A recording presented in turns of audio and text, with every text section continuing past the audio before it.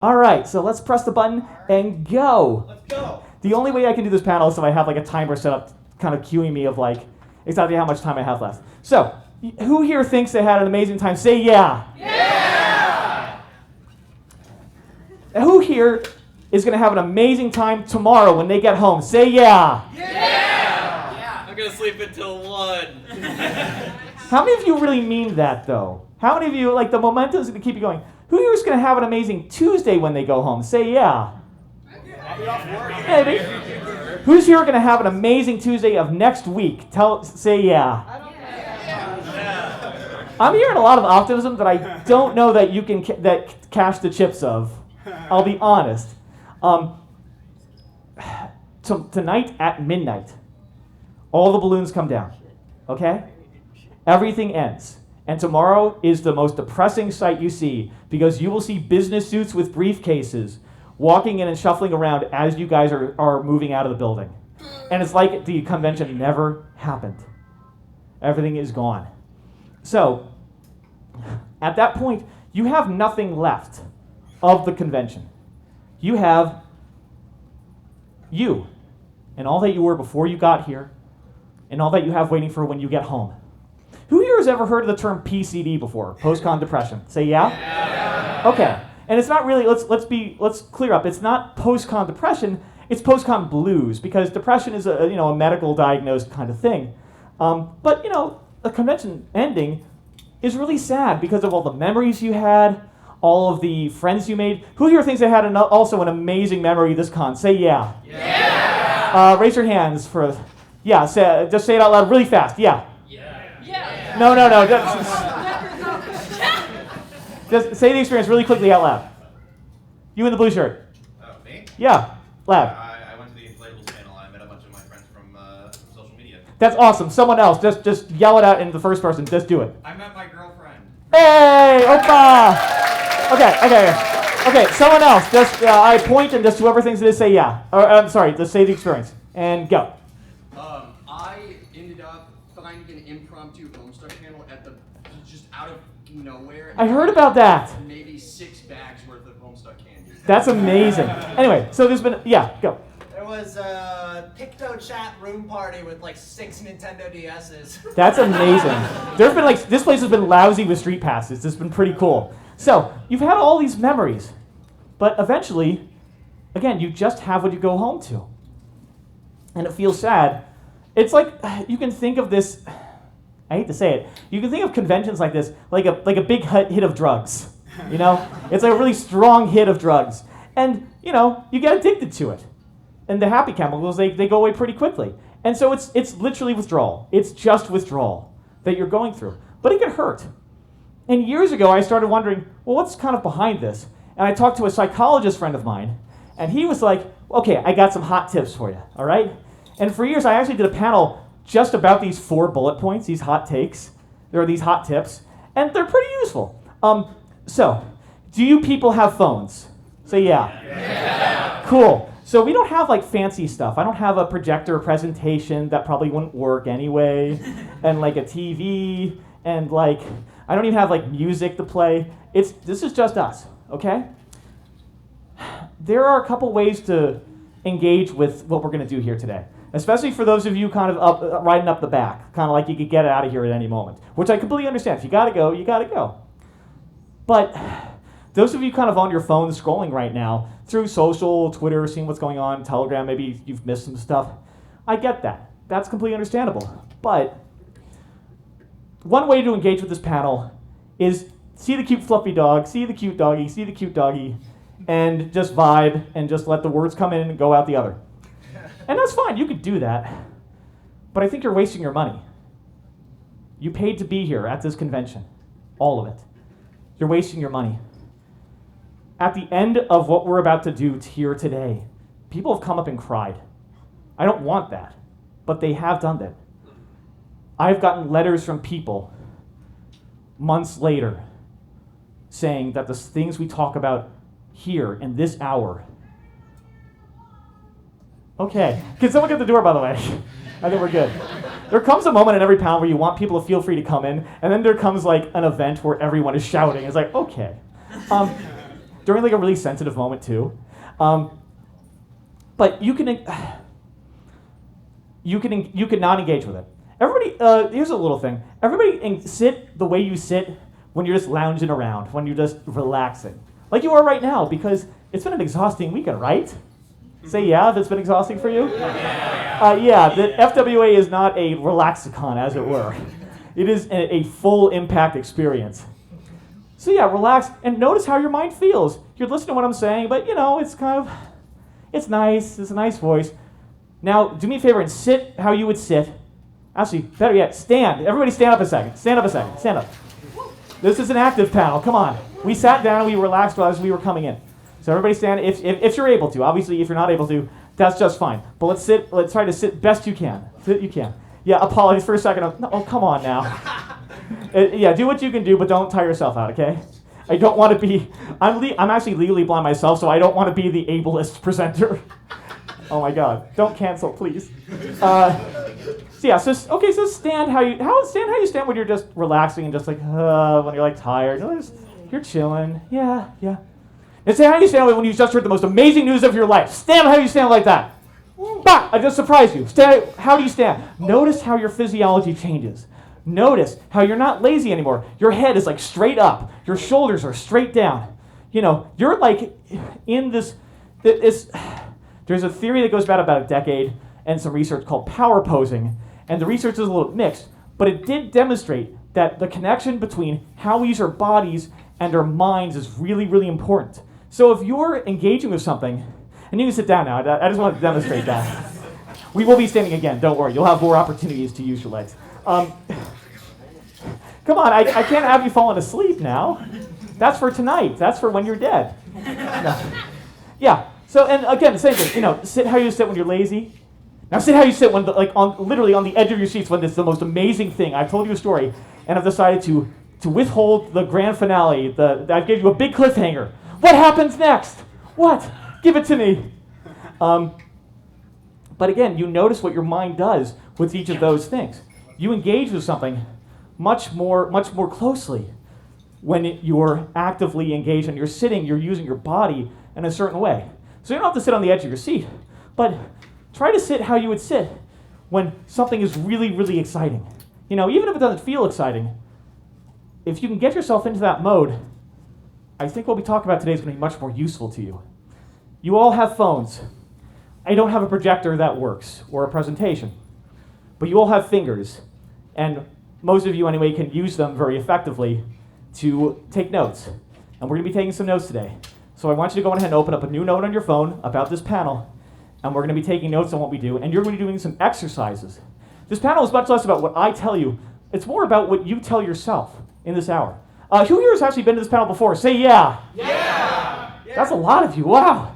I'm so happy you guys are here because these exercises, if you're new, they're really, really important. And if you've been here before, they're still really, really important because you're going to learn from a tool set that you want to keep using periodically throughout your year, every few months, maybe even twice a year, certainly every year. So no matter if you're new or old to this is all really important stuff that you kind of want to make a habit out of practicing. Because when you don't, it's kind of like you've forgotten most of the lessons. And so again, it's just a nice memory of a panel that maybe helped you. So we are going to be doing a bit of work today. So some quick tips to start out with about post-con depression. The first tip, and if this is all you were here for, then here you go. Here's the BuzzFeed clickbait. These 5 things will change your life. Number 1, he said, you can unpack slowly. So if you have souvenirs you got, dealer's den stuff, photos you took. Who here took photos? Say yeah. Yeah. I love photos. I find I don't remember a lot of cons where I don't take many photos. But if you got art, or if you photos, or stickers, everybody hands out stickers. Maybe wait just a little bit to unpack that stuff. Maybe wait until Tuesday or Wednesday, or maybe on Thursday, or unpack a little bit of it at a time.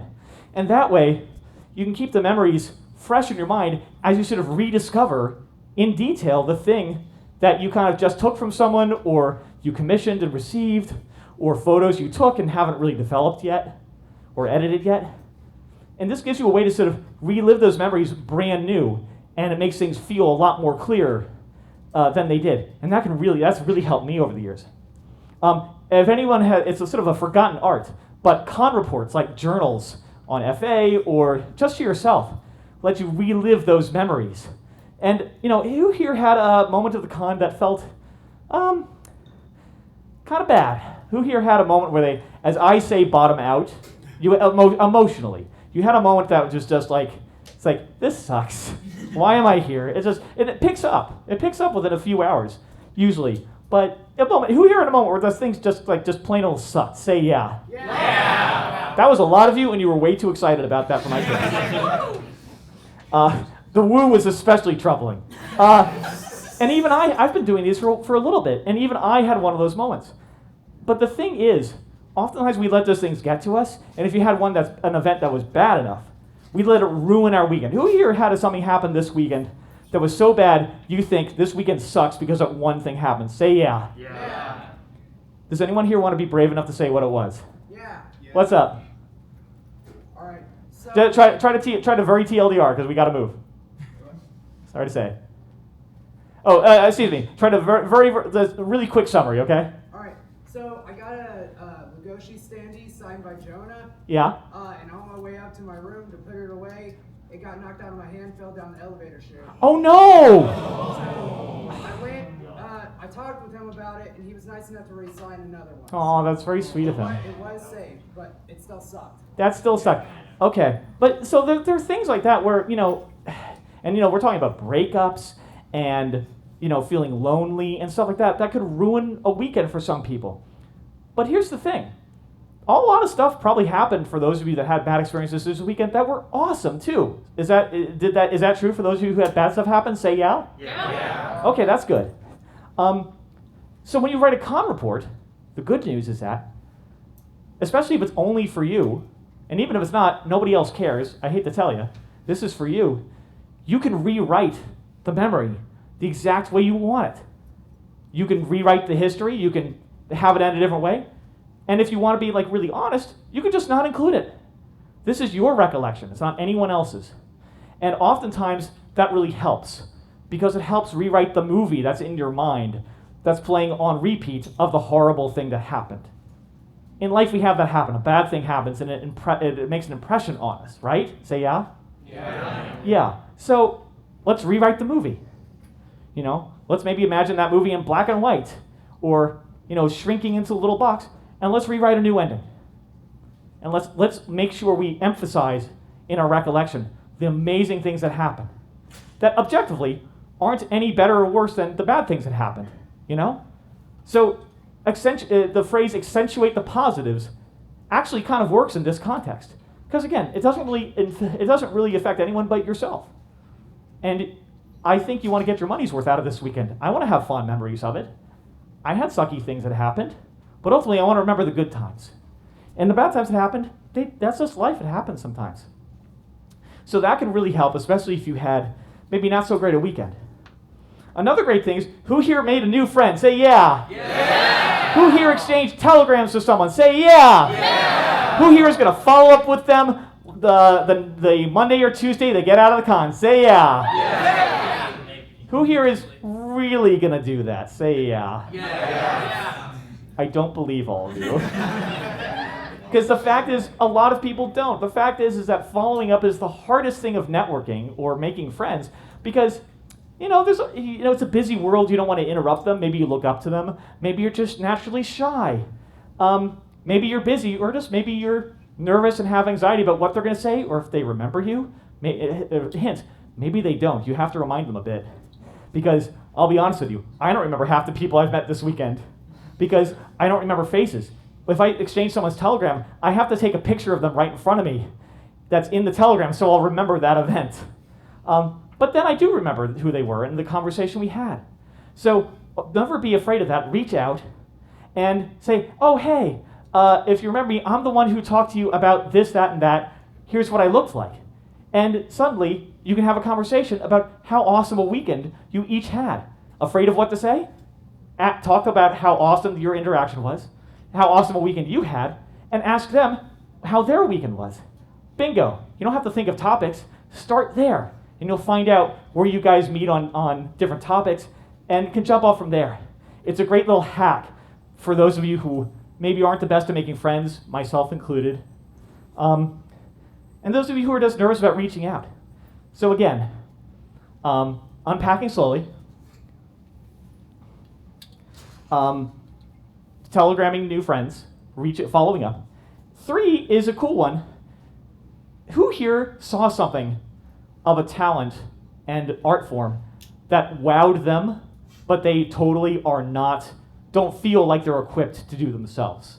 Does that make sense? Who here saw something that is not their forte, that completely floored them, and they got like, oh man, I wish I could do that? Say yeah. Yeah. I've got news for you. You can actually do those things. I know it doesn't seem it, but in some way, shape, or form, in the vast majority of cases, you can do those things, and if not, something very, very akin. Okay? Talent almost always just means enough practice. So you see art and you're afraid to do art? Well, guess what? It's time to start. What, dancing? Yeah. Guess what? You can dance. Can you dance well? Well, we'll see. But you have to dance enough so the bad dancing becomes good. But you'll never know if you don't start. Getting good at something means you have to be bad at something a lot first. And a lot of you just aren't ready to handle the fact that you're bad at something. More on this later. Spoiler alert. Huh? I can do that. You can do what? I can handle that. I can be bad at them. I coasted through the entirety of middle and high school in B's and C's. Yeah, that's what I did. And most people, by the way, statistically, most people are. So a lot of you your whole life you've gone being mediocre at some things. This is the same thing, except at the end, if you stick with it, you get to be really good at something. So doing something enough and starting a new talent or a new project, and hint, if you don't know where to start, you just made a lot of friends who can help you and help connect you. Also, YouTube is a thing. There are so many tutorials and projects and ways to start in all these different cool things that you want to get good at. And then the final thing is kind of a combination of the two. So those of you who made friends, maybe some of them have talents that are different than yours. Maybe one of them could start teaching you and mentoring you on one of those new skills. And maybe you could work on a project together.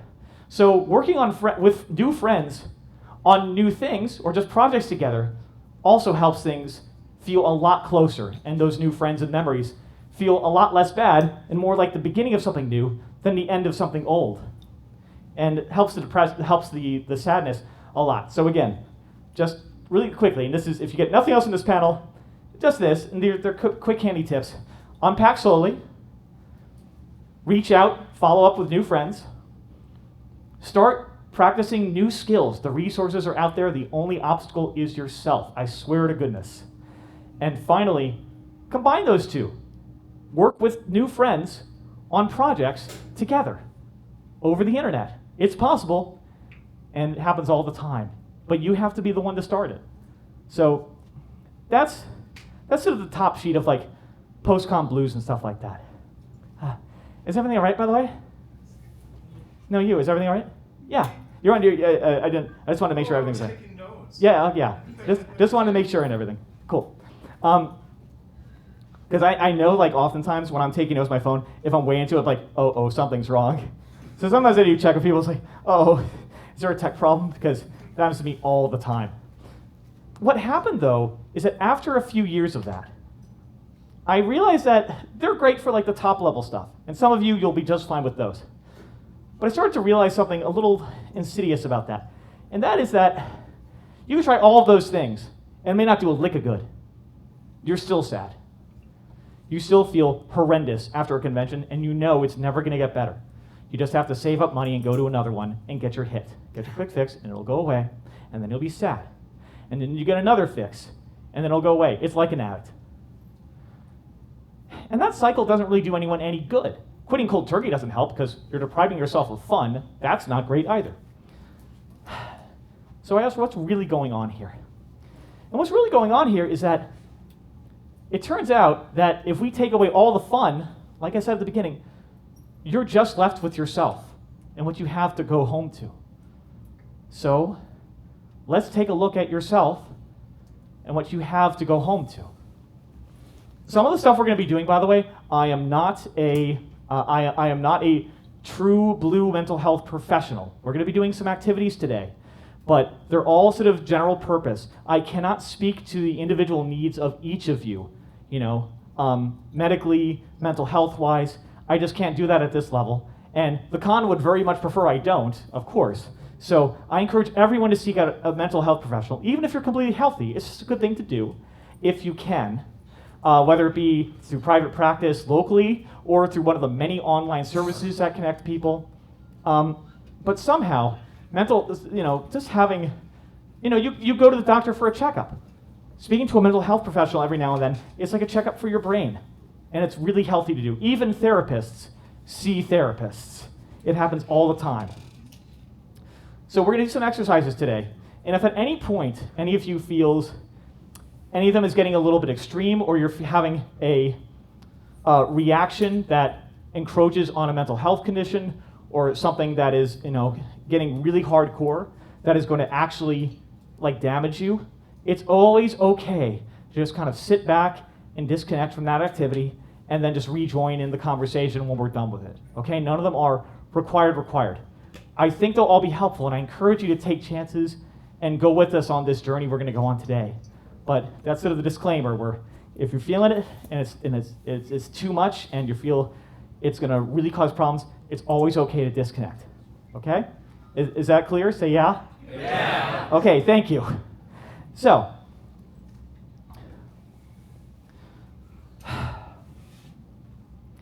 who here has had a great last 6 months? Say yeah. Yeah, that's kind of what I thought. It's been, and a few of you, some personal accomplishments, fantastic. It's a little tough because the things that I talk about are relating to you, each and every one of you in front of me. I don't talk about the world at large very much because that's not you focused. But it is impossible to ignore the forces of the world coming into things, economic, socio, political, what have you. And things are changing rapidly. I talked to a group at A&E the night before the inauguration, and that was an interesting version of this panel. And the fact is that those things often have an effect on our own lives, on the goals that we have. There's a lot of mental stress to it. And so whatever kind of last 6 months you've had, and hopefully the con alleviated some of that, you're about to go back to that world, But a lot of that focuses on how you're processing the world, okay? Who here's ever heard of a media diet? Say yeah. Yeah. Who here has a great media diet? Say yeah. Yeah.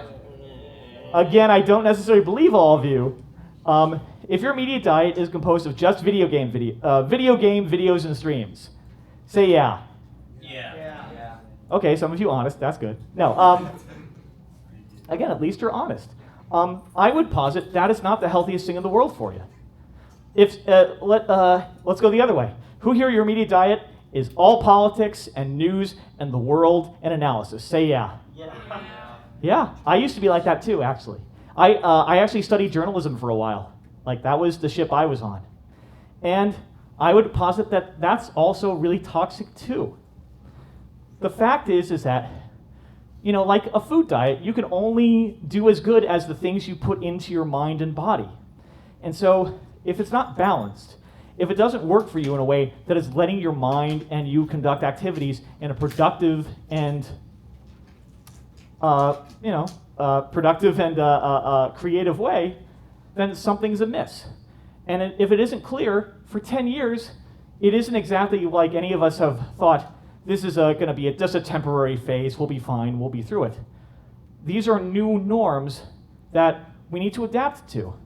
A lot of people out there think that, when I was young was better. Well, of course when you were young was better. You were a kid. Everything's better when you have no idea what's happening outside these four walls.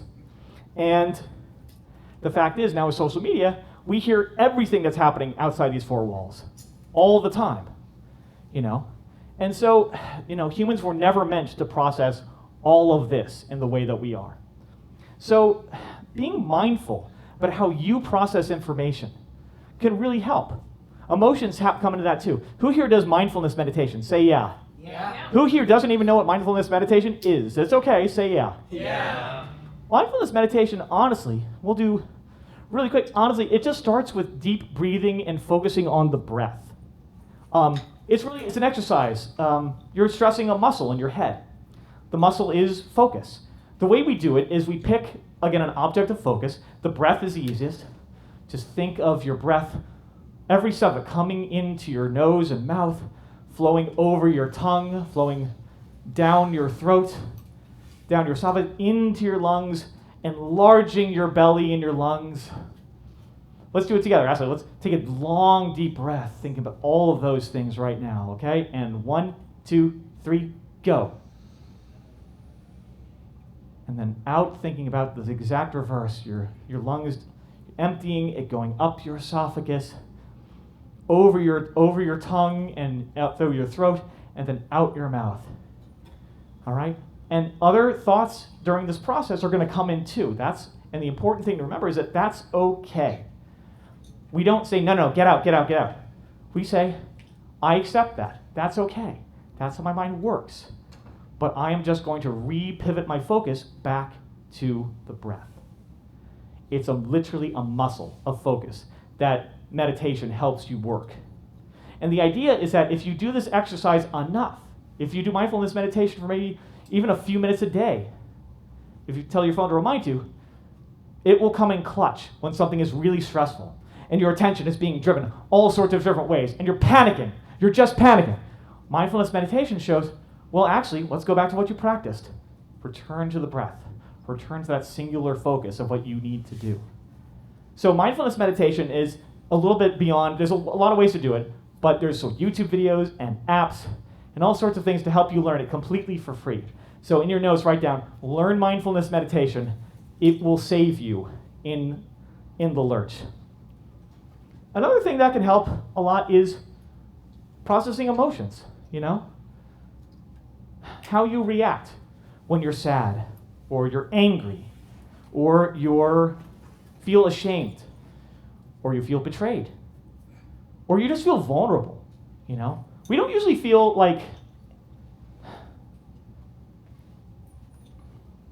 when we panic, it's usually not because we're just scared.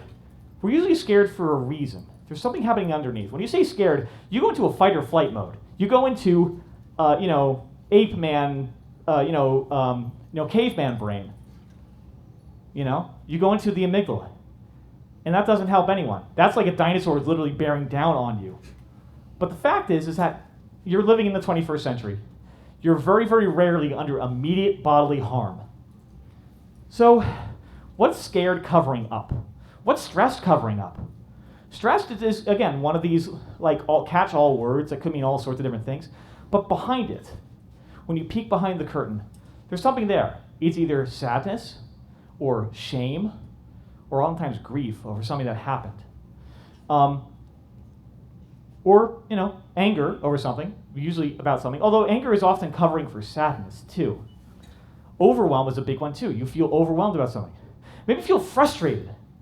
You're so frustrated with something. These other words for emotion, for negative, or I should say, stressful emotion, that's a bad word, too. But yeah, I guess negative emotions is the right way to say it. I don't like the connotation of saying negative because they all serve a purpose, but for the moment, let's just say negative emotions. When you can uncover what's actually going on, you have a much better avenue to solve it. But the fact is, when half of us even hear the word stressed, we think about something very specific that's back home. And oftentimes we feel one of those other emotions. Maybe we feel frustrated or overwhelmed. And when we hear fear, again, it's covering for something else. But we're just too locked in to our amygdala and our fight or flight to even consider the rest. So learning how to process your emotions in a healthier way helps you remain more calm and feel what's really going on here. In fact, I have a secret to tell you. Your body, your mind, is really, really good at misdirecting you so it doesn't have to work on your emotions. You will create new problems just so you do not have to work on your old problems. We do it all the time. We do it without us even thinking about it. It's automatic. Our brains are very, very good at us, and they do it because it helps us feel better. It helps give us stress relief in the moment. But we're never going to solve this problem of you guys entering that addiction loop of sadness, convention, hit of drugs, withdrawal, hit of drugs, withdrawal, if we don't get closer to the issues. So I'm going to ask you all again to be mindful of your mind playing tricks on you some. And again, you can write down emotional processing and Google some of that later. There's some great tips and tricks out there on that that have helped me in the last 3 years. It's amazing. No one ever taught me how to process my emotions. I've learned some amazing techniques, and there's a bunch of them. So one of them I'm sure will work for you. There are a lot of ways to do it. And a lot of them, by the way, come back to that meditation skill we just used. But you get through all of that, and we have to look at what you want. I want you guys to take just a minute, really quickly, just like even 30 seconds, and write down just a task list. What are the top 3 things that you are stressed about and have to deal with when you get home? Okay, just write them down. It's not hard. I know you guys can do it. Just a basic task list. 3 things you have to work on when you get home. Not hard. You guys got this. A lot of you are thinking of it right now, like before you even came in the room.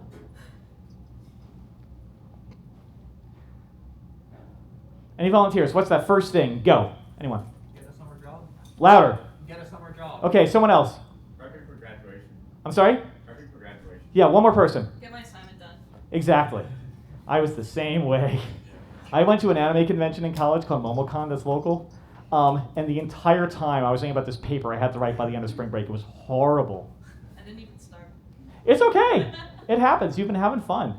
I once conned myself into thinking that I could write this assignment that was due at the end during the convention. I thought of that. Listen, I've seen Microsoft employees at these conventions in a party room in the corner updating their Slack channels. Like, it happens all the time. Oh my god, I was that guy once. Yeah? And what happened? I failed miserably on that test. Yeah. So, you have that task list. Great, cool, congratulations. Honestly, just that step alone is something beyond what a lot of people do. They don't even keep track of what they do, and they just keep track of the most important thing that scares them that they must do immediately. Who here does that? Say yeah. Yes. Again, Definitely. way too many of you for comfort. I don't like that. So even just a basic task list, 1, 2, 3, done, great, fantastic. By the way, quick hot tip, also something to write down. Nothing to do with anything. I learned of a thing called the 2-minute rule. And this means if you can do a task in 2 minutes or less, I kind of extended and say the 5-minute rule. If you can do a task in 2 minutes or 5 minutes or less, just do it now. Don't even think about it, just automatically do it. Nothing on you, it'll happen. If it takes longer than that and you stick with it, great, congratulations, you just did something off your list. But the 2-minute rule so has helped me, been like, oh, it'll be quick, just do it then, get it done, fantastic. We let these, again, so much of this is a head game. It has nothing to do with about how hard something is. It is especially true in neurospicy people, ADHD and the like. But, this is why we use these tips and tricks. They help us get through things better. Because oftentimes, the 2-minute rule is exactly the in you need to get something that's been piling up done. And it feels so much better when that thing gets done, like dishes or vacuuming something. It takes it's quick. It takes just a few minutes. And then it feels so much better. And it helps everything else go faster, too. So, okay, you have that task list. Great. How many of you that task list is truly contributing to your hopes and dreams? I know it's a big question, but how many of that list is really playing into who you want to be when you grow up? Yeah. Understanding that none of us are truly grown up. So, say yeah? Yeah. Yeah. What is it? Who said really? Partially. Yeah. Probably. That's good. That's good. But there's still some there. A lot of you are doing things that have nothing to do with why you started on this. Maybe you went to school for a degree. Maybe that didn't pan out. Maybe it was money. Maybe it was lack of money. Maybe it was circumstance. And a lot of you have lost sight and have forgotten even who that kid was who wanted to do something. This activity is important, and we're going to identify something. You have to know what your needs are. Your dreams are one thing. We'll get to those. But you have to know what your needs are. What makes you tick? Some of you know, some of you don't. And I'll prove it. I'm going to give you, who here, there's a thing called Maslow's pyramid of needs, hierarchy of needs. We're going to use a version of that was adopted. It's a little bit better for the kind of tasks we're doing here, but it's basically aligned with that. There are 6 fundamental human needs. And I'm going to take you through them now. Write these down if you could, 1 through 6. The first human need is for security. Or I'm sorry, it's also known as certainty. Certainty is probably a better word. Certainty. You want to know what's going to happen tomorrow, right? Say yeah. Yeah. Great. You want a roof over your head? Say yeah. Right? Yeah. Okay. You want schedules are nice because it means there's less room for bad surprises, right? Say yeah. Yeah. Certainty. Are you okay? I'm good. I'm just getting a battery. Okay. Certainty is really important, and honestly, a lot of us live our lives completely by certainty. We want to have enough money to pay rent. We want to have enough food so we don't die or starve. And some of that is necessary. That's why it's the bottom of the pyramid. But we also have a need just as much for uncertainty. And there are other words you could use for this. But, if things were the same all the time, that'd be boring, right? Say yeah. Yeah. It's nice to have a lovely surprise, right? Say yeah. Yeah. If only we could choose and only have the good ones. But you come to these cons because you want to see something that you never expected was going to happen. So we have also that need for uncertainty or spontaneity or adventure or the like. So we have those 2 needs. And notice, these 2 needs are contradictory. They're paradoxes, but we have them anyway because we're complicated. By the way, you have all of these needs. There's none of these needs you don't have. Just maybe in different amounts and priorities for each person. The third need is for significance. You want to do something. You want to be someone. You want to have a gold star at work or at school. You want to accomplish something that your peers recognize. Some people want acknowledgement at work. Some people want it from, some people want it on social media. Some people want views and clicks. Some people are clout chasers. And you can debate how healthy or not unhealthy that is, but the fact is it's very human. We all have a need for significance, to stand out from the crowd. And at the same time, another paradox, the fourth need, we also have a need. Hey man, you need a place to sit? Place to? Yeah, we got plenty of room. We also have a need for love and connection. If significance says, how am I different than anyone else? Love and connection says, how am I the same as, everyone else or a group? Do you want to fit in? Maybe you want a lover. Maybe you need someone who's going to be your everything, someone to go through life with, to support you, and to support them. Or maybe you just want a really solid group of friends. Whatever each, any of those is valid, but you still have that need for some form of love and or connection. And some people will go their entire life just chasing those 4 needs. I'll be honest with you. The 5th need, though, these last 2 needs are much closer to the soul. They're much more. A lot of people come to me and be like, "Yeah, things are going okay, but I feel empty. I feel there's something missing." Especially after the pandemic, this happened a lot. But then I said, well, there are these 2 other needs. The 5th need is for growth. You want to take in constantly new experiences and new learnings and new insights and new visions and new hearings and grow as a person. Take them on to your character and develop new parts of yourself you never thought were possible before. And then the 6th one, you probably can guess where this is going. It's another one that's sort of part and parcel to it. You have a need for contribution. You want to give it back, not for accolades, but just to demonstrate all these things that you know, and just to help other people. One of my friends is named JD Puppy. Who here has heard of JD Puppy? Say yeah. Yeah. He's the guest of honor at my first convention. Yeah, he's amazing. I was actually just I'm gonna die. I totally did not make poor life decisions when deciding to do this in full suit for an hour. No, I was actually just suiting around with him last night. It was fantastic. And you have all of these needs in different amounts. but maybe you don't exactly know which ones you have. Maybe you just weren't sure. And here's what I mean. Let's do an activity. I want you to go and think for just 1 second what your top 2 needs are of that list. Again, just to go through one more time. Certainty, uncertainty, significance, love and connection, growth, and contribution. Is anyone, by the way, unclear on any of those? Say, go ahead and just ask the question if anyone needs clarification. So what's the But bigger voice if you could. what's the difference between like significance and contribution? I think contribution is more altruistic. Significance has a lot of ego attached to it, honestly. Not even a lot, but even a little bit. You want it to feel more whole as a person. You know, again, you want that sort of scratch on the back. Contribution is more contributing just to contribute to give back. Does that help a little bit? Yeah. And by the way, all of these things are just mental models. It doesn't mean any one of them is necessarily more correct or more perfect than the other. This is one that works great for panels, and it's an adaptation of Maslow's that helps with this sort of thing. But you can use it, and you'll find, you know, if you don't like any of the stuff you find here, my hope is that you'll go and try to find other ways of looking at the world that are helpful to you. So this is just kind of a starter pack I'm giving you that is stuff that has helped me and people I've talked to. So, you know, there's probably a lot of debate about the true differences between contribution and significance. But some of this, you kind of just draw the line where you will. Anyone else? Questions about that? Nope? Okay. So I want you guys to write down, think for a second, write down your 2 most important needs. What are the 2 things that you prioritize as the most important to you, just as a person, to your character, to your personhood, to your identity? I'll give you 1 second to do that.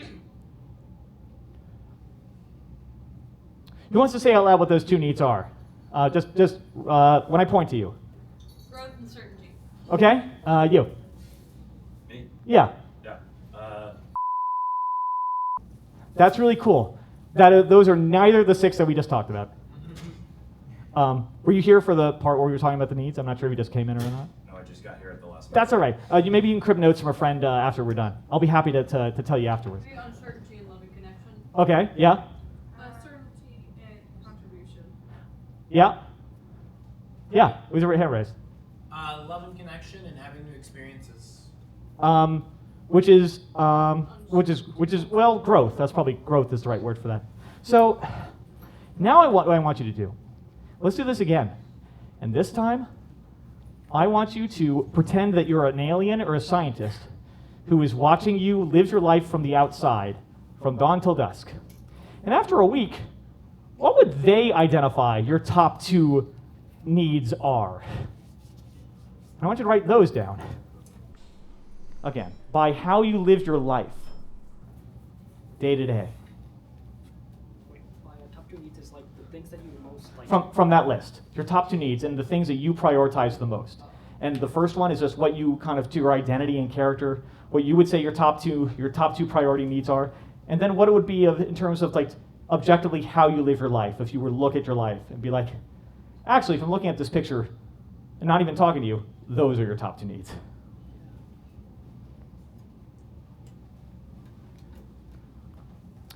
How many of you guys had different needs on each of those lists? Say yeah. Yeah. Yeah. And that shows us where the gulf lies. There is and let's do a couple of those. Who your top two needs by lived experiences? Go. Certainty and love connection. You. Yeah. Certainty, love, and connection. Yeah. You. Oh, Yeah. are you talking about? The activity we just did. So Okay. so top 2 needs by lived experience, by like just observing you from afar. I'd say certainty and significance. Yeah. And a lot of these, they feel like a betrayal, don't they, of your values. That first list is like what you believe, and that second one is just how you live your life. And what that shows us is is where the gulf in your head between who you are and who you want to be is. And that gulf rips people apart a lot. That's why you're sad inside all the time, a lot of you. That's why you feel like you feel hopeless and you can't get out of stuff. You feel you're trying, And that shows you what the two issues are. And the issues are far and wide. Maybe it's just a victim of circumstance. Maybe it is just, you know, you had medical stuff come up, or family, or you just wound up here and it was profitable, but it's not really what you love. You're just doing it because you have to. But it certainly shows us where the problem is. By the way, there's also a little side note here. A lot of you guys, you can fill those needs. As a human being, we will meet our needs. Even if it kills us, we will meet our needs. You think addicts who end up dying of overdose aren't trying to fill their needs? We have the same needs, but there are lots of ways of filling them. You can fill them in ways that are really positive and healthy and constructive to you, the people around you, the world. You can fill them in ways that are neutral, you know, that kind of don't add or don't take anything away from. And you can fill them in ways that are really destructive to you, the people around you, and the world at large. And so one thing you can do later, by the way, and this is worth it to write down too, is you can look at your needs and how you, and importantly, how you're filling them. Your needs, which ones you aren't filling, because that's not great, you know, you want to fill your needs somehow, and look at how you're meeting them. And maybe you're meeting some of your needs in a really toxic way. And it's like, well, of course you feel like crap when you meet your needs that way, because you're smoking. You know, smoking fills a need. In fact, smoking fills several needs. If something that you do fills the kind of the guidance is, if something you do fills 3 needs at a time, that's an addiction. It's too potent not to be, like really, you know. There's a lot of addictive stuff, and some of it's fine, and some of it, you know, is neutral, and some of it is really destructive. But we will meet our needs as human beings. We can't not, even if it kills us, even if it kills other people. It happens all the time. So that shows us that shows us a destination. You just said it. That shows us really, when thinking about the destination, what it looks like we don't know. But that's kind of what you're aiming for, and that's where you are now. I want to introduce you guys to someone.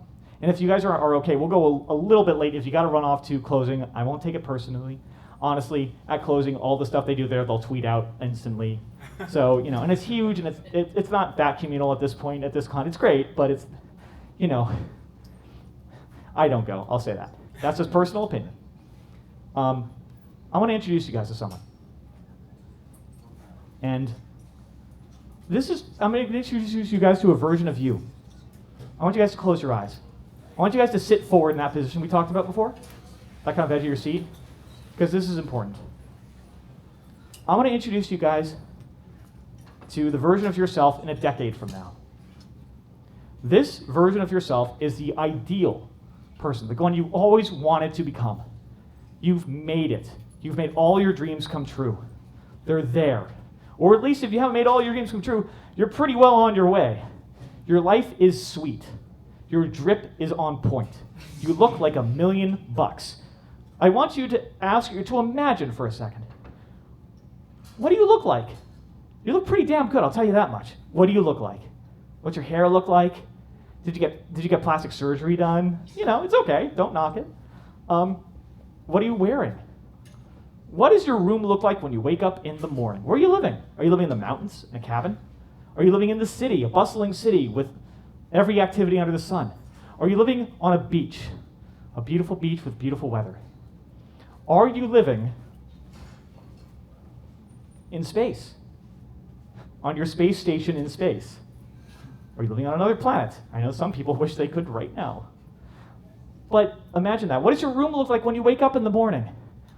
Do you have a single bed? Are you living with a partner? Are you living alone in a really tricked out man cave or woman cave with a battle station? You know? What do you have for breakfast? What is your ideal breakfast when you go downstairs? What kind of car do you drive? Maserati? Lambo? Anyone? A Cybertruck? The most awesome car? No. What do you do for a living? If you had to work, I know a lot of people, I wouldn't be doing anything, but if you had a career in your dream world, objective of anything in the world, what would that dream career be? Besides money, I understand. But what would be that passion? What would you want to do? What would you be doing? What would you do when you came home from work? What activities, what hobbies would you have? How many fursuits would be in your fursuit closet? And what species would they be? I want you to imagine all of these things. And then I want you to imagine that person right in front of you. Make sure your eyes are closed for this part. And really envision this person, this 10 years from now vision of your ideal self. They love you. They open their arms to you. You can give them a huge hug. Because they know that everything that they've reaped is because of stuff you have done and things you have suffered. And they're so proud of you. They love you so much. And they only wish that they could have gone back in time and made it easier for you somehow. But you're partners together in this. And I want you to feel how that feels. Heaven if you do. I want you guys to imagine, well, we'll wait a second. I know this can be intense for some people. It's okay. Remember, this is just in your head. This is just an exercise. And if you want, you can talk to that version of yourself more whenever you want. They're a resource. This is just a mental model of things. But the idea of this is to give you a vision of that life you want. And that doesn't mean, I know some people think that it's hopeless and it'll never happen. It's completely possible. It happens all the time. It really does, even if it doesn't seem like it. So now I want to introduce you to someone else, all right? First of all, open your eyes, guys. Sit up. Look at me, okay? Is everybody okay? Say yeah.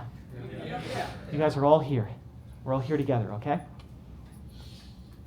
That is a vision of what you could have. And it doesn't mean you'll have all of it, and it certainly doesn't mean you'll have none of it. But it gives you us a North Star to work for. And it gives you someone to talk to. Because oftentimes we kind of find ourselves in our own situation. It's like, well, what would we be like and how would we act if we were removed from that situation? That can help a lot. Now I want to introduce you to someone else. I want you to close your eyes again, okay? If you would. This is the version of you in 10 years from now, if nothing changes at all. If you are as you are right now. It doesn't sound like a bad place to be, right?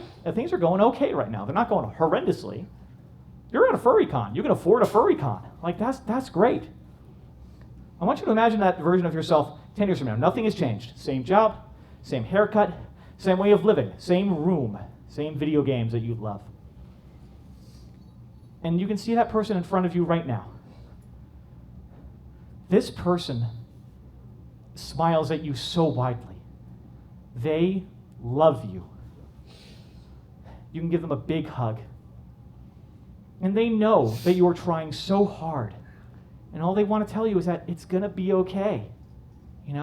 Things are as they are.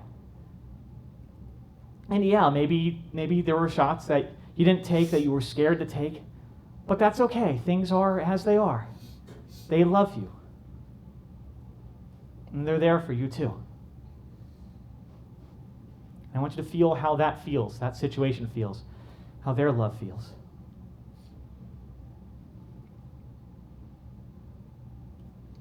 Can you guys open your eyes now?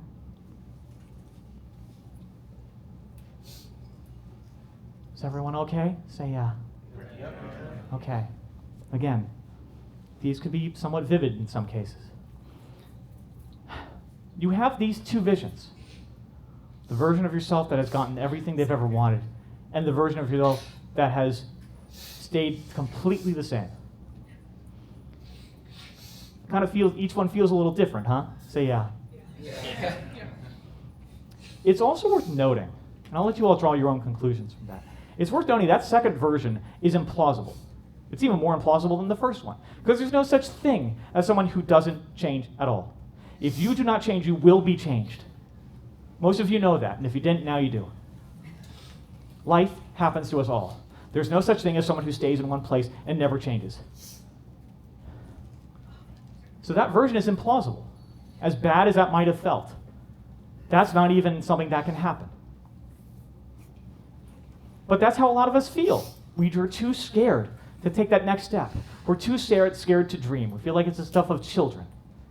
Even though you're all here at a fuzzy animal convention, what the hell? Some of you are too scared to dream. You got a fluffy dog, so you can distract yourself from the life you've always wanted. What is that? What is that? Your dreams are right here. Who here wants to find out what they are? Say yeah. Yeah. All right, we're going to do this a bit abbreviated because we're a bit low on time. The exercise I'm about to teach you, we're going to do a little bit of a workshop right now. And I want you to write down these steps because I want you doing the same exercise every 6 months. We are all used to New Year's resolution this and gym that and it falling apart on day 3 this. Done. We're not doing that anymore. We are doing goal setting, and you're going to write down how to do it, and you're going to do it every 6 months. Because heaven if you do, and hell if you don't. You've just seen it with your own eyes. I want all of you to take, let's say, hey DJ, Yeah. could you cue me on this? Because I am blind, and I don't see a. No, don't worry about that. I want to give these guys, let's say, a minute to do. That's enough time? Again, we're just going to do this top part of this, and you're going to do more of this at home when you get back, okay? Deal? Deal. Okay, good. Deal, say yeah. Yeah. There we go. Cool, I can hear it. I want you all to write down, again, and this is the instruction, we only have limited time to do a little bit now, but it should get the point across. Write down every goal, big dream, task, whatever that you have ever had, no matter how small. You're going to get everything out on paper. Right now, you're just going to take care of the big ones. Okay? What have you always wanted to learn? What have you always wanted to be? What have you always wanted to do? Experiences you've wanted to have, instruments you've wanted to learn, art forms you've wanted to try, people you've wanted to date. Maybe you want to date a bimbo, great, or a himbo. You can do that. I want you to write it all down. How many fursuits? What species of fursuit? What level of thickness fursuit? All of it. Out on paper, done. Bullet points. Okay? Let's do some of the big ones now. And TJ will tell me when we're at a minute. All right. That's a minute? From now. Okay. Again, we're going to go a little bit over just to finish this set. I think you guys will find it'll be worth it. But everything out on paper. The big ones, the small ones, the ones in between. And by the way, the reason I say you do this every, a couple times a year or more is because you're going to have new ones. There's going to be all sorts of new things. Oh, I didn't know I wanted that. Now I do. I really want that. And it's okay if they're material. It's okay if one is a Lambo. There's all these things saying, oh, possessions don't matter, blah, blah. Bullshit. They matter a lot. You want them, right? Cool. Stop. Let's acknowledge that and work with it. It's what matters is the experience, but still the object lets you have the experience. So let's not write off, consumerism and all of that completely for the moment. We all have those needs too. All right. All right. We got a little bit of a list, right? Okay. Great. I want you all to select 3 of those items. Actually, no, excuse me. I want you to go down that list of the big ones anyway. We're going to do another minute. And DJ, you're going to help time me, right? Okay. Sorry about this. This is a little bit of this. You're going to take all those items and attach a time horizon to each of those, just to the best of your ability. 1 year or less, 2 years, 5 years, or 10 or plus years. 1 or less, 2, 5, 10 plus. Got it? 1 or less, 2, 5, or 10 plus. Attach a time horizon to each of those, or as many of those as you can get to, the big ones, We are items. now under a minute. We are now. No, we're good. We're good. Don't worry about it. I already said like 3 times we're going to go over a little bit today. Okay. We're okay. We're speeding through some stuff. Yeah, let me know when we're at a minute.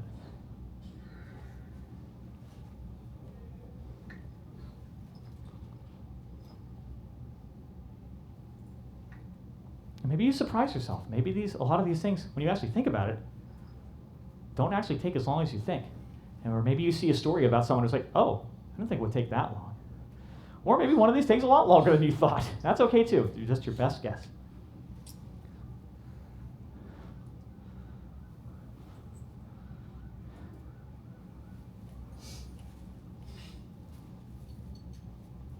Again, this is the mucky stuff, but this is how you get to that vision in your head. And that's a minute. All right, so now, you guys have those time horizons? Say yeah. Yeah. Now, I want you to take, we're going to do another minute here. I want you to select 3 of those items that are really important to you. And I want you to write one sentence, a quick sentence, about what it would mean for you to have accomplished that thing. What that goal means to you and what it would mean for you if you accomplished it. Just really quickly, 3 of them, okay? Ready? And Go.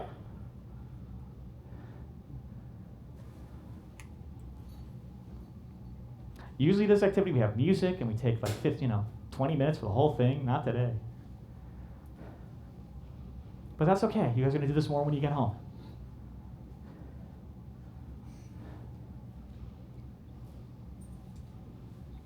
Again, what that goal means to you and what it would mean to you if you actually accomplished it. How it would make you feel. What it would mean for your human needs. What it would mean for your dreams.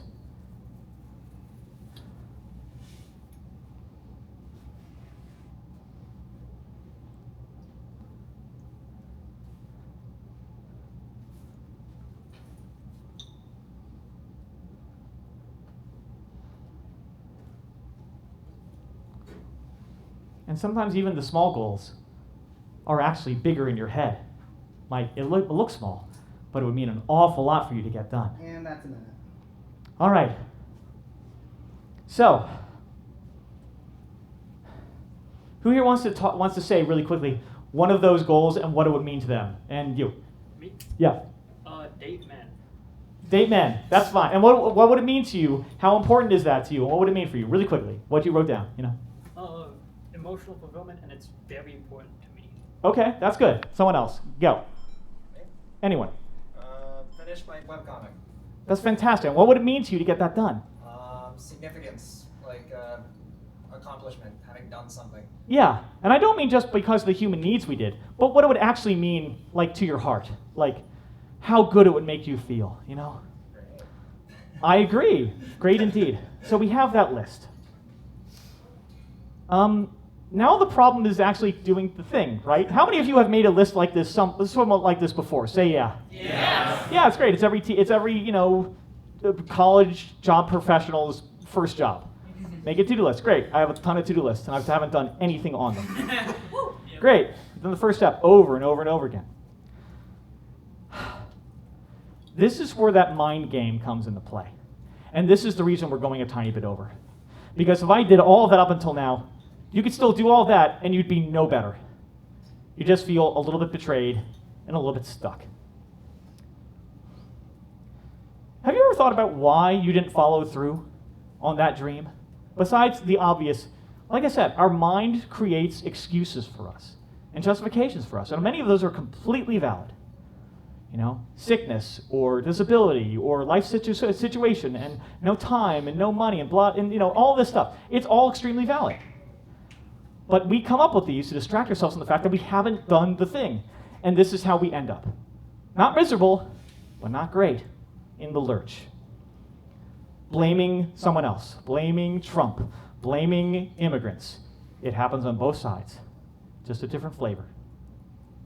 Blaming ourselves and saying we're a piece, can I curse, by the way? Sure. Yeah, it's calling ourselves a piece of shit. You know what that does, calling ourselves a piece of shit? Nothing. We think it does something, but the research shows it doesn't, 1,000 times over. It shows that when you demean and shout at and put down kids as parents, because of a failure, it shows that they want to try even less. They're demoralized. It doesn't encourage anything. And you treat yourselves, most of you, worse than you would treat your worst enemies. Most of you, anyway. Say yeah if that's true. Yeah. That's not great either. And a lot of things could be at the core of it, and I'm sure you can unpack all of this with a therapist or a mental health professional. I encourage this. But I think a place to start might be this. And you can think of every single time you failed at one of your dreams before for a second, too. I want you all to close your eyes one more time. It's okay. You okay? We're gonna do this one more time. And again, if none of you guys don't want to engage in this, that's okay. Just sit back. We'll get to it. I don't want to harm anyone here. I really don't. I'm going to introduce you to one more version of yourself. And this one's a bit of a... This one's important. There's a part of yourself, always a part of yourself, that is always in the back of your mind as tearing you down. It's the thing you want, part of your brain that you want to deal with the least. It's that one part of yourself that you wish you could just get rid of right now. And oftentimes, the example you often use is that voice that is always telling you your shit, that is always trying to tear you down. But it's not necessarily that. But we all have that Achilles heel, that part of ourselves that we just don't want to have to deal with, and we wish could just stop existing right then and there. We all have it. I want you to imagine the version of you that is that part of yourself. The person of you that is that voice that is constantly trying to tear you down and telling you your shit. Or the version, or that part of your mind that is that anathema. The part that is just stopping you from all those goals. Again, I'm not talking about physical. That's another story, and that's a very important conversation, but not quite within the realm of this. Take it from me, I am disabled. I'm talking about mentally. The version of yourself that embodies that part is sitting in the corner of a room. Not a very well-appointed room either. Nothing there. They're just in the corner. There's a spotlight on them. It's a dusty room, too. They look horrible. They're in the fetal position. They look like they haven't slept in days. The bangs under their eyes. They are frightened for their life. Out of their wits. They look like they haven't eaten in days. They look miserable. And they're shivering. They're literally cowering in fear, or close to it. That is the part of you that you wish you could get rid of. That is the voice that is constantly telling you, you're shit, stop, this is bad, you'll never get any better. Please, stop, I'm begging you. This is that version of yourself, and it is you. It is all of you. I want you to go up to them right now, if you could. And I want you to get down, and I want you to give them a big hug. Because they love you so much too. They love you just as much as those two other versions of yourself that we met. This version of yourself is just trying to protect you. That is all they have ever been trying to do. They have been doing it in the best way that they know how. Whether it be all sorts of ways, but the one example I often use is the one that is telling you your shit and shouting down when you try something new. Because they're scared. They don't want to see you getting hurt. They don't want to get hurt. And so the best way they know to get you to stop doing it is to say you're shit. They're trying to protect you. They've been there this whole time. They're not your enemy. They're part of you. They're your friend. They want the same thing, which is your safety and your well-being and your comfort. They love you. I cannot stress this enough. And we so often talk about these parts of ourselves that we just want to get rid of as if they're our mortal enemies. No, they love you, and they've been here this whole time fighting just to try to make you feel better. And it's okay, it's understandable that you didn't view them any other way. Who would? I want you to go up to them, though, and hug them, and just try to comfort them and say, it's okay. It's okay. Maybe this is a part of you that really did protect you when you were a kid. But you're an adult now. And you don't need that protection anymore. You know, you can fight for yourself. And that you want to be a partner of theirs, not an enemy. That you're going to listen to what they say. So often they're screaming so loud because you refuse to listen and acknowledge they're even there. Because you hate that part of yourself. No, that part of yourself is there and you can never get rid of them if you tried. Because they're just trying to protect you. And why don't you guys make an agreement, if you could, with them? That you're going to work together. You're going to acknowledge what they say. But when what they say is not conducive to what you're trying to do, you're going to do it your own way too. And if they could be a little bit more allowed to that. They're still going to shout. But now that you're working together and acknowledge that they're an important part of you too, you can maybe start to make a little bit more headway. And the other fact is even deeper than that, is that a lot of us, remember that thing we were talking about earlier about failure? About how a lot of you just won't do something because you don't want to fail? You don't want to be mediocre? You won't start drawing because you hate to look at how shit something you did is? Say yeah? Yeah.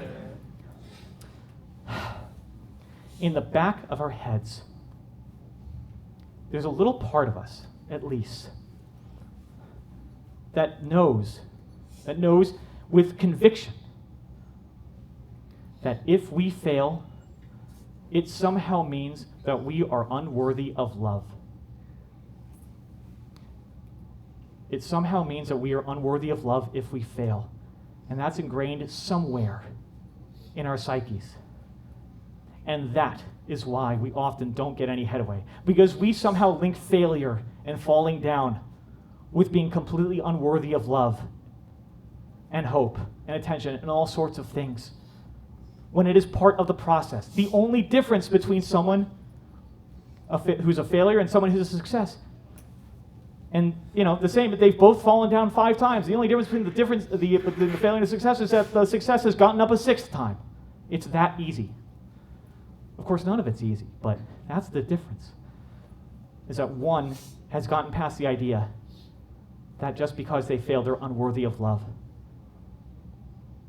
But that is so central to a lot of our beings, even if it's unacknowledged, that we've let it go this whole time. So, let's open our eyes. Are you guys okay? Say yeah. Yeah. You guys need a minute? All right. So, it's all right. We're going to do one last little activity, and this is the final thing. This is the clincher. So now that you know that these forces are at work, now that you know that you have these parts of yourself, this future version, this version that doesn't change, and this version of you that you have a new partnership with now,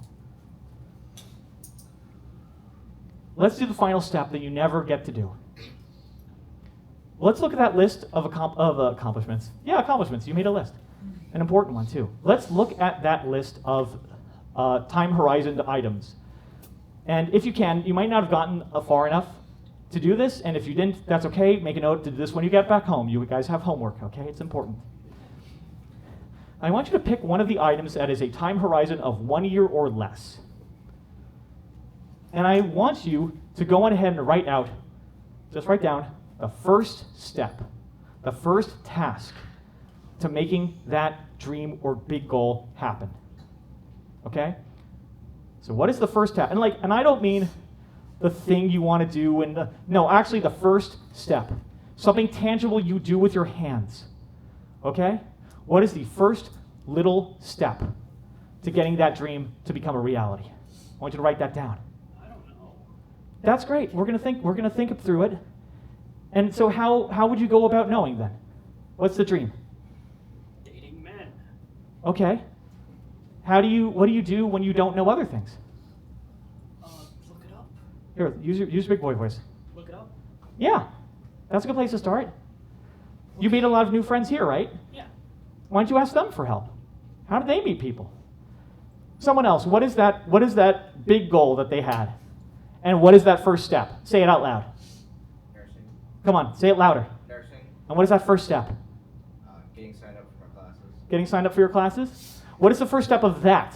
That's a nice thing to say. But how do you do that? Get on the computer. And do what? Get on the website. Type in, yeah, that's cool. Go to this URL.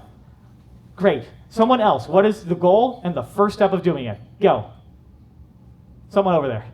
Moving to Los Angeles. Okay. I gotta stop spending money that I gotta save. What is the first step to save? Again, everyone is talking about these big ideas. Those big ideas are not going to happen. That is not how you work. You work in small steps. What is the first step that you can actually do today or the moment you get home? Go to work. Yes, but that's what you always do. What is the first step that would change something in your life? You know? Remind yourself you can do it. What do you say? Remind yourself you can do it. Absolutely. Who here? Do you people even have phones? Say yeah. Yeah. Do you people even have a reminders app or similar on your phone that can ping you at certain times? Say yeah. Yeah. Do you people know how to use it? Say yeah. Yeah. Great. For the ones who don't, it's time to learn. One other person, what is your big goal and what is the first step that you have in your mind from getting there? Say, somebody over here.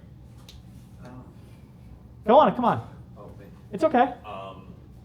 It would be, finding a true group of friends. Okay, Who be there yeah. for me and love me and accept me for who I am. And what's the first step of that? Getting out of rural America. Wrong. Absolutely wrong. Are there other ways to connect with friends than just the ones in person around you? Oh, there's nobody around me. Okay. Have you ever heard of VR chat? Yes, a lot. Yeah. There are other ways to make friends than just the people around you. I know you want to move, and if you do want to move, it sounds like your goal isn't necessarily the first step of that goal is to move, right? Yes. Then what is the first step to move? Get the money. Okay, but you have to have a lot of other things. You could do a lot of things with money. What's the first step that will push you towards that specific goal? Getting the transportation. And how do you do that? By getting the money to get the transportation. Yes, but do you know how to get the transportation if you got the money? Booking your flight. Okay. Again, guys, what I'm trying to get you to do is think in smaller steps. A lot of you are thinking about your dreams in these big, lofty ideas and big tasks, but you're thinking about such big ones that they'll never happen. Because to make those happen, you have to make them small into easily attainable steps that on a day-by-day basis, you can chip away and actually get there. Okay? You don't start something. You don't make something whole by taking the big steps. You start something and make something whole by taking little steps over time. I So want we to get under 190 pounds. Okay, and what's the first step? Putting down the fork. Putting down the fork. And what will remind you to put down the fork? Again, putting down the fork is a big idea. What gets you there? Looking in the mirror. If that's what it is for you, then if it actually works, that's fantastic. But what are those big goals? What do you all want? Where is this going? Someone name a big goal on that list. You haven't said anything this panel that much. What's something on that list? No, you right there. You in the white shirt. Oh, me? Yeah, you. Become a singer. I guess the small goal would be to convert my mindset into thinking, even if it's bad, Yeah, to still go through with it, because I'm making art. exactly. And what's the first step of that? And I would posit, it's just keep going. It's just keep going. It's just keep trying stuff, little by little, day by day. All right? I want all of you to think deeply about what it would mean for you, again, like we did. What it would mean for all of those versions of you if you accomplished that goal that you set out, no matter how small it is, okay? The under 1 year goal. What would it mean for you? Would it mean happiness for the ideal version of yourself in 10 years? Say yeah. Yeah. Would it mean that? Say yeah. Yeah. What would it mean happiness for the version of you that maybe you don't want to be, that hasn't changed in 10 years? Would it mean greatness for them? Say yeah. Yeah. Would it mean relief and happiness, maybe for once, for the version of yourself that you wish you could get rid of, but is now your new partner in life? Say yeah. Yeah. Huh? I hope so. I hope so too. Guys, hope is not a thing. That's what all this is. Hope is not a thing because it is easy, necessarily. Hope doesn't exist just because there is struggle, which is what a lot of this is too. But the point is, the thing that underlies all of this is that hope exists, and hope is amazing because hope can be. You wake up tomorrow, you can do something new. A lot of you say, oh, let's go to work. That's what you do all the time. What's going to change it? But the fact that you can wake up tomorrow and look outside is a blessing. And that you can decide to make a change, however small, and it does need to be small. That's what I'm trying to make the point of. Means that you could actually get there. And that is what all of your to-do lists before and all of your goals before have failed to acknowledge. And if that's not your fault. That's the fault of everyone else who's trying to get you to do it.